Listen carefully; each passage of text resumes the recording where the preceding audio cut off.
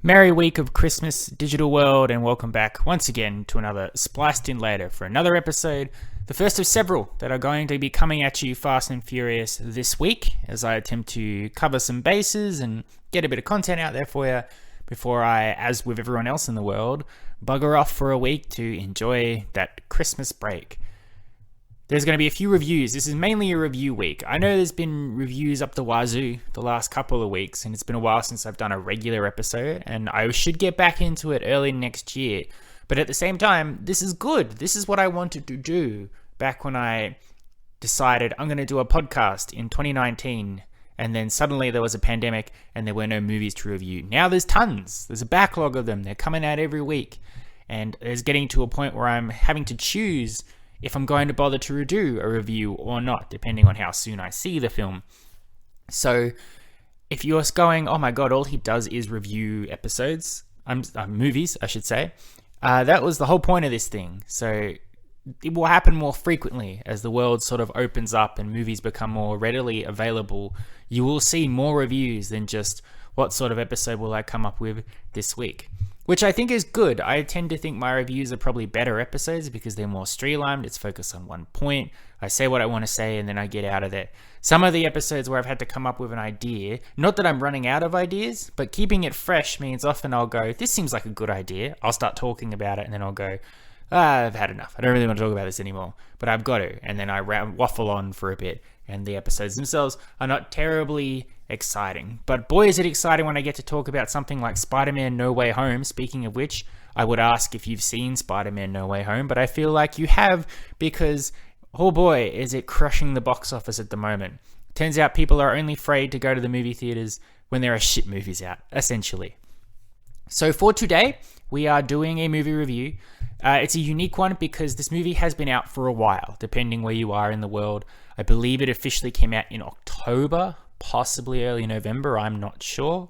Here in Australia, thanks to our wonderful second wave of coronavirus, we didn't get a lot of movies that were supposed to come out. So this movie was pushed back to December 9. And then, annoyingly, once it was on its way here, suddenly half the movie theaters decided they weren't going to show it anymore. I don't know why. I assume it's a decision on the releaser of the film's thing to decide to focus it more on more exclusive cinema showings. Perhaps cinemas itself decided to pass on the film knowing that they still had to show Dune and Eternals and Spider-Man and Matrix and all these other big blockbusters, and they've got to free up their space for that sort of stuff. Whereas this is more of a art house film, which really relies on people knowing the director and liking the style that's coming, that they want to go out and see it. Specifically, Last Night in Soho, one of the greatest films of the year, but boy oh boy, was nobody there, and boy oh boy, did it not last very long in the cinemas. So it was very hard to find time to go and see this film, and now that I have, I did think, is it worth doing an episode? Is anyone going to really care? And then I thought, no one really cares anyway. I don't get a lot of clicks, I don't get a lot of listens, so I can do whatever I want. It doesn't really matter in the long run. Maybe I'll get lucky and this will be an over 1,000 viewing like the SpongeBob movie, but it seems fairly unlikely considering I couldn't even find a cinema that wanted to show it. So enough dawdling, we are doing a review of the new Wes Anderson film, The French Dispatch. Now, right off the bat, I want to say I'm a huge Wes Anderson fan. I love his films, I enjoy them, and I will also admit they're not for everybody. Wes Anderson is a very kooky style of director. He has a very specific tone and feel that he does in all of his films. He's done several. I'm sure you've seen at least one Wes Anderson film. Maybe it's Isle of Dogs, The Grand Budapest Hotel, The Royal Tenenbaums, The Life Aquatic with Steve Zissou, Moonrise Kingdom, The Darjeeling Limited. There's been many of them. They've been quite frequent over the last few years.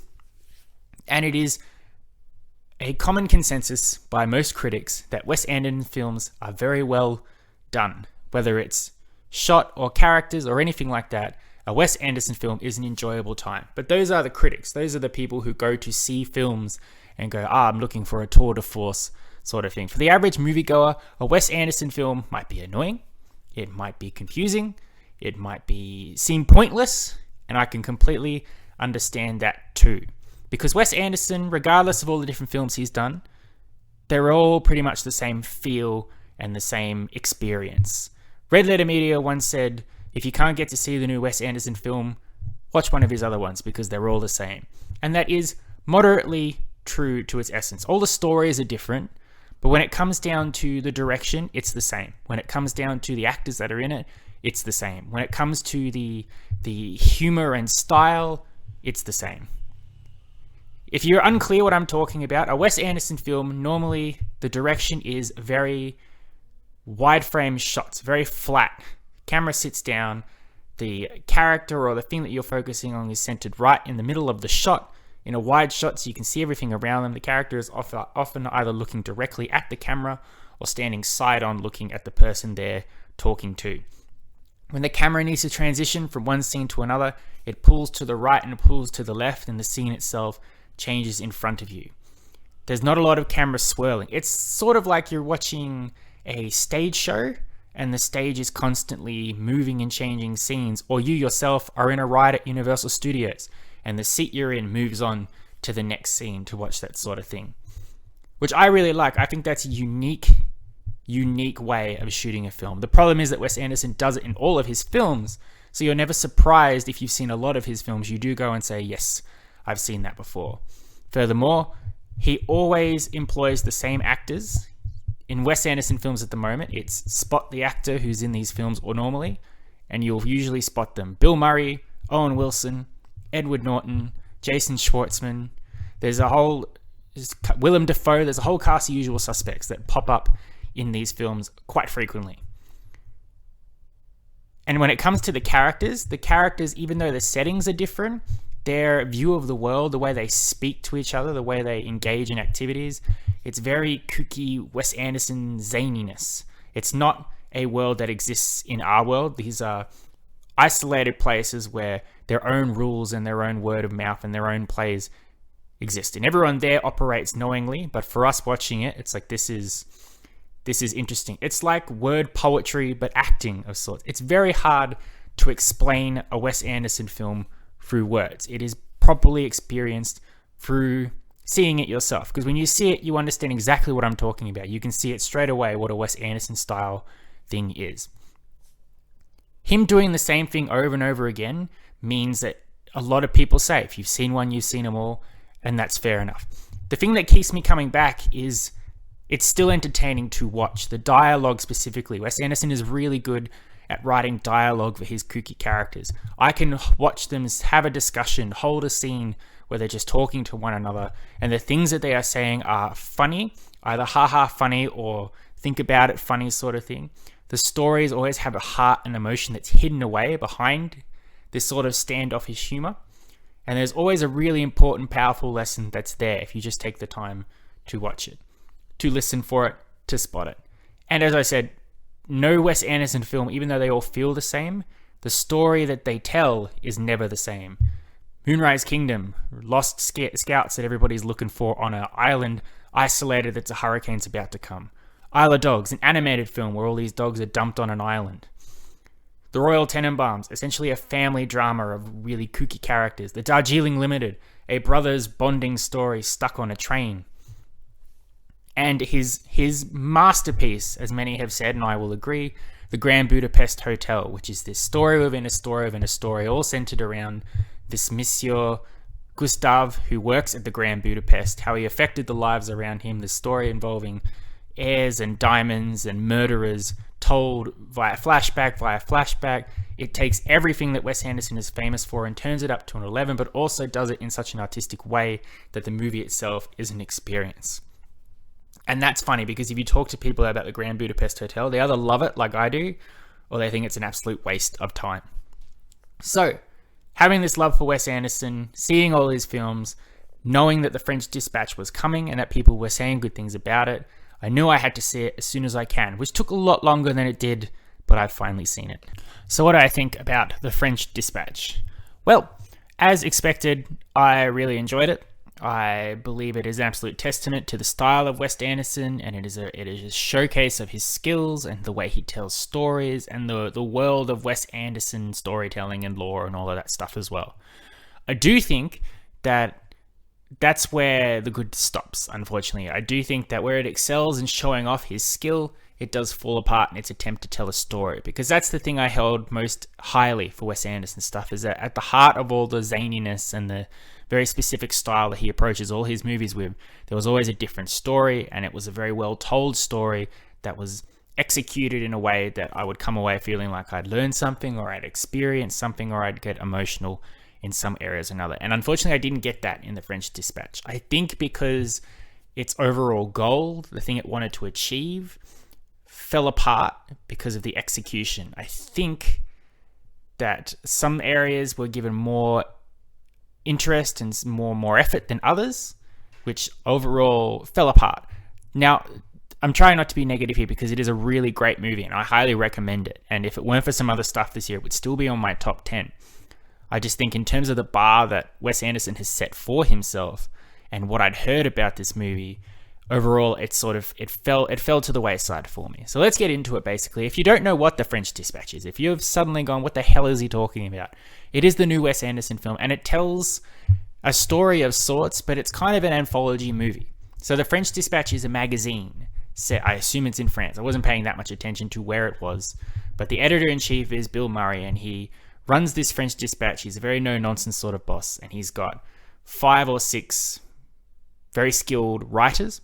And basically, he's getting ready to release a new magazine, and he wants them to report and tell him the story that they have written for it. What happens after that is an anthology story where 3 specific reporters have a very, very specific story, which while telling the story, you flash back and you see the story that they are doing, which is its own self-contained story with a beginning, a middle, and an end that wraps up of sort. So this happens 3 times. The first is a story starring Benicio del Toro as a painter in prison, which is told through Tilda Swinton. The second story is Timothée Chalamet as a rebel teen, with Frances McDormand telling the story. And the third is a kidnapping story involving Edward Norton as the kidnapper, and Jeffrey Wright is telling the story in that one. Interspersed are a couple of other little bits that a magazine would have. Owen Wilson provides a cycling story bit. All of the regular Wes Anderson people pop up either in very small roles or very big roles. This is literally every actor who's famous for Wes Anderson is in here in some way or another. It is a very star-studded cast as well. Off the top of my head, if I can think of everybody in it, you've got Bill Murray, Jason Schwartzman, Benicio del Toro, Tilda Swinton, Lea Seydoux, Adrian Brody, Willem Dafoe, Timothée Chalamet, Frances McDormand, Jeffrey Wright, Liev Schreiber, Edward Norton, Matteo Almare, the bad guy from Quantum of Solace, essentially. And that's just everyone who I'm basically remembering off the top of my head. While these are 3 different stories with different outcomes and different focusing of characters, each story is still Wes Anderson style. So everybody talks and acts, and the story is told in the same Wes Anderson way. So it doesn't feel like 3 different stories. It does feel like one movie that takes on 3 different plots, which is where the movie does fall apart for me. So let's get the positive out of the way, because I am feeling like I'm going to lean towards the negative here. It is probably under the Grand Budapest, but definitely a high showcasing of what makes a Wes Anderson film engaging, which is that style. The French Dispatch, as it goes from all these different areas, whether it's the prison or the revolution or the child kidnapping story or back to the French Dispatch itself, it's still that Wes Anderson charm and color and delight for most of it that you have come to experience and expect from his films. And it's engaging as well. The way each story is told, the reporter is providing a narration, and as they tell the story, the way they're telling it is uniquely Wes Anderson, and it is gripping and it is funny. Some layers are subtle funny and others are in-your-face funny. Each separate story has its main actors that get to shine as well. For the first one, it's really the story of Benicio del Toro facing off against Adrian Brody. For the second one, you've got Timothée Chalamet in a basic affair of sorts with Frances McDormand, which is a bit, how you going? And then the last one, Jeffrey Wright pretty much steals the show. Even though he's telling the story of the kidnapping, it is his personal experience observing what's going on, as well as him joining up with the French Dispatch, which was probably why it's my favorite of the 3. I think Jeffrey Wright's is my favorite, Benicio del Toro's story is the second, and Timothée Chalamet, unfortunately, is the one I got the least out of. Even though, for all advertising purposes, Timothée Chalamet was supposedly the star of this film, He's hardly in it. He stars in his little bit story, but if you say he's the star, then you may as well say that Benicio del Toro is the star and Jeffrey Wright is the star, based on the amount of screen time and story that they were doing. Color is used rather interestingly in this film as well. When they're telling the stories, they're mostly in black and white, which I thought was a bit disappointing in the beginning because it did take away from the usual vibrant colors that come in a Wes Anderson film. But then I realized that every now and then the story would adjust and focus on color very powerfully, very briefly, which was to emphasize a really important part in the story. So I can appreciate that, even if I do feel a little bit was lost in that decision. There's also a combination of other things Wes Anderson has done. There's some animation stuff in here as well to highlight when he's done animation for Fantastic Mr. Fox and Isle of Dogs. There's some love stories in here. There's action. There's espionage. There's a lot going on in a rather short film. It's just under 2 hours as well. I really enjoyed it. I had a good time with it. My issue with the film, unfortunately, is the whole anthology approach that they're doing. As I've said before, when Wes Anderson nails that balance between his artistic style and the stories he's telling, he can make a fantastic film. The Darjeeling Limited might not be everybody's favorite Wes Anderson film, but it is mine, because at the heart of that Wes Anderson kookiness of the Darjeeling Limited train, you had the brothers, played by Owen Wilson, Adrian Brody, and Jason Schwartzman, and you watched them rediscover their relationship with each other as estranged brothers that had been broken off for so long but have come back together because of their father's funeral. Engaging stuff for sure, and it's not a long movie either, but it felt fantastic to watch for sure. With the anthology approach that they've done here, it doesn't allow you a lot of time to really soak in the characters and the stories that are being told. Like Benicio del Toro has a relationship with Lea Seydoux. We don't get much out of that. Timothée Chalamet has a relationship with a young revolutionary, which we don't get much out of there. And there's a lot going on with Jeffrey Wright's character, which sort of feels unfinished because each story has to wrap itself up to move on to the next one. Now, I don't watch too many anthology movies, but I feel like at its heart, even though what makes an anthology movie good is the ability to connect the stories and feel like there's a purpose for each one, or have them so memorable and so powerful that they stand out on their own. It does feel like Wes Anderson just sort of went to a book and said, I'll just pick 3 stories for this movie. This one, this one, this one. Cool. I'll direct them in my Wes Anderson style. Cool. And then I'll link them together with the French Dispatch. But the French Dispatch itself has no influence on any of the stories. The reporters are there to comment and observe and at times engage, but they do not influence anything that happens. The main moral of the French Dispatch story is, and I guess this isn't a spoiler to say, but the editor-in-chief does die right at the start of the film. So it's sort of going back to see the production of his last ever newspaper. But the movie sort of makes you think that the editor was this really powerful, influential person who inspired everybody to write good and well and to make the French Dispatch a great newspaper, so that by the end of it, you're sort of going, they're going to carry on in his stead and find more stories to make into an even greater newspaper. But I don't feel that, because he's hardly in it except for the juxtaposition between each story where he sort of says, maybe delete that sentence or cut it. I don't know if there's a subtlety to it that I'm missing, but it just feels less like a movie and more like a series of scenes, which, while excellent to watch and are perfectly well shot in their own right, don't amount to a successfully well-told narrative for a movie. The French Dispatch needs to be more involved in the stories it's telling, or the stories that are telling need to have some sort of impact to the editor-in-chief while they're being told. In essence, it's just, here are a couple of stories. Good old Wes Anderson, don't you love his style? Here's all of his friends, they're all in the movie again. Okay, movie's over. So that's really, I can't say too much more about it, and I don't think anyone really cares anyway. But I think what it comes down to is, if you like Wes Anderson movies because of their style, if you enjoy just watching Wes Anderson at work with his direction, if you enjoy seeing his usual players show up in another movie, you will enjoy The French Dispatch as I did. If you go into it expecting more than that, you're probably not going to get it.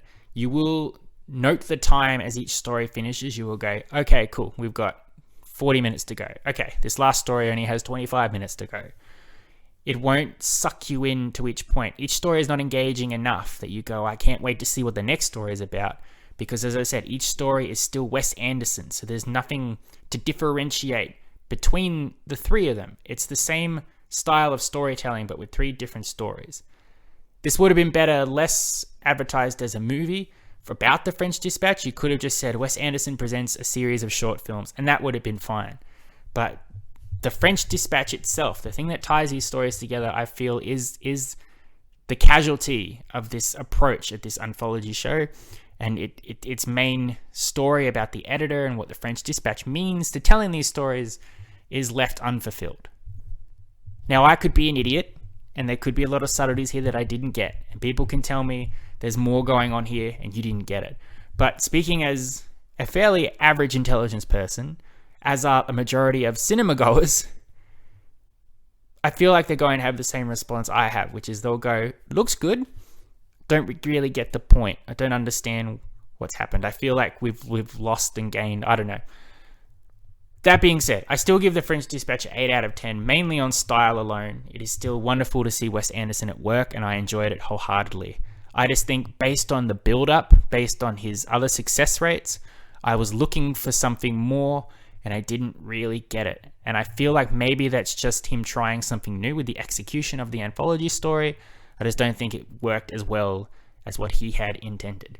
But, as with most reviews, my opinion means nothing. If you are intrigued, if you are curious, if you like Wes Anderson films, go check out The French Dispatch if you can.